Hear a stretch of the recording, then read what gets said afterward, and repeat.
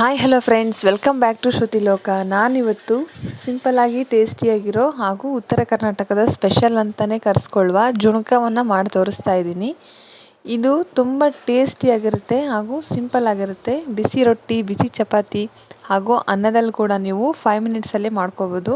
Lunch ಬಾಕ್ಸ್ಗೂ ಕೂಡ ನೀವು ಕಳಿಸ್ಬೋದು. ಬನ್ನಿ ಇದನ್ನು ಮಾಡೋಕ್ಕೆ ಏನೆಲ್ಲ ಬೇಕು ಅಂತ ನೋಡ್ಕೊಂಡು ಬರೋಣ.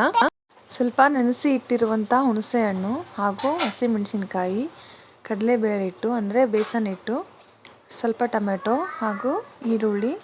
ಇದಕ್ಕೆ ಬೇಕಾಗಿರೋ ತರಕಾರಿಗಳಂದರೆ ಇಷ್ಟು ಸಿಂಪಲ್ಲಾಗಿದ್ದರೆ ನಾವು ರೊಟ್ಟಿಗೆ ತರಕಾರಿ ಇಲ್ಲ ಅಂದಾಗ, ಏನಾದರೂ ತಿಂದು ಬೇಜಾರಾದಾಗ ಇದನ್ನು ಮಾಡ್ಕೊಂಡು ತಿಂದರೆ ನಾಲಿಗೆಗೆ ಸಖತ್ತಾಗಿ ಟೇಸ್ಟ್ ಕೊಡುತ್ತೆ.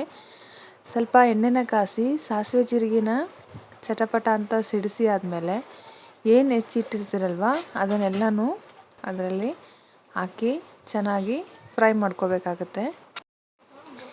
ಫ್ರೈ ಮಾಡಿಕೊಂಡು ಸ್ವಲ್ಪ ಫಸ್ಟಿಗೆ ಮೆಣಸಿನ್ಕಾಯಿನ ಹಾಕಿ, ಯಾಕಂದರೆ ಖಾರ ಫ್ಲೇವರ್ ಚೆನ್ನಾಗಿ ಬಿಡಬೇಕಲ್ವ, ಅದಕ್ಕಾಗಿ ಸ್ವಲ್ಪ ದಪ್ಪಗೆ ಇತ್ತಂದರೆ ಮೆಣಸಿನ್ಕಾಯಿನೇ ಫಸ್ಟ್ ಹಾಕಿ ಎಲ್ಲ ಬೀಜ ಸಿಡಿದಾದಮೇಲೆ ಸ್ವಲ್ಪ ಉಪ್ಪನ್ನು ಕೂಡ ಸೇರಿಸ್ಬಿಟ್ಟು ಖಾರ ಫ್ಲೇವರೆಲ್ಲ ಬಿಟ್ಟಾದಮೇಲೆ ಟೊಮೆಟೊ ಹಾಗೂ ಈರುಳ್ಳಿನ ಕೂಡ ನೀವು ಸೇರಿಸ್ಕೊಂಡು ಸ್ವಲ್ಪ ಕಲರ್ ಚೇಂಜ್ ಆಗೋವರೆಗೂ ಹಾಗೂ ಟೊಮೆಟೊ ಸ್ವಲ್ಪ ಮೆತ್ತಗಾಗೋವರೆಗೂ ಗೊಜ್ಜು ಥರ ಕನ್ಸಿಸ್ಟೆನ್ಸಿ ಆ ರೀತಿಯಾಗಿ ನಮಗೆ ಹದವಾಗಿ ಚೆನ್ನಾಗಿ ಮೆತ್ತಗಾಗಿ ಕುದಿಬೇಕು.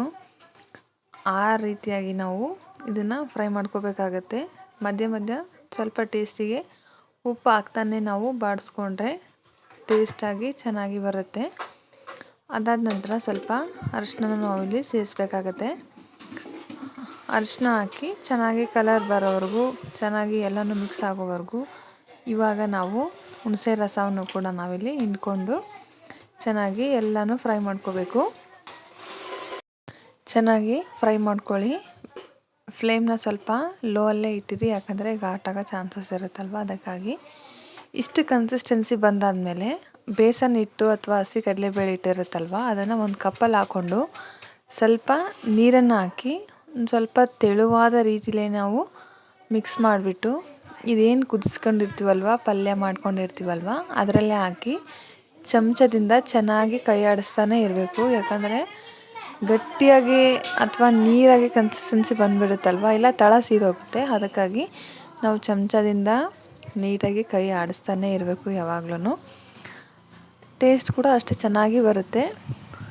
ಇಷ್ಟು ಸಿಂಪಲ್ಲಾಗಿ ಮಾಡಿಕೊಂಡ್ರೆ ನಮಗೆ ದಿಢೀರ್ನೇ ಟಿಫನ್ಗೆ ಅಥವಾ ಲಂಚ್ಗೆ ಯಾವುದಾದ್ರೂ ಓಕೆ, ಸಿಂಪಲ್ಲಾಗಿ ರೆಡಿ ಆಗುತ್ತೆ. ಒಂದು ಸಲ ಟ್ರೈ ಮಾಡಿ. ವಿಡಿಯೋನ ಕೊನೆವರೆಗೂ ನೋಡಿದ್ದಕ್ಕಾಗಿ ಧನ್ಯವಾದಗಳು. ವಿಡಿಯೋ ಇಷ್ಟ ಆದರೆ ಒಂದು ಲೈಕ್ ಮಾಡಿ, ಶ್ರುತಿ ಲೋಕ ಚಾನಲ್ನ ಸಬ್ಸ್ಕ್ರೈಬ್ ಆಗಿ. Thank you.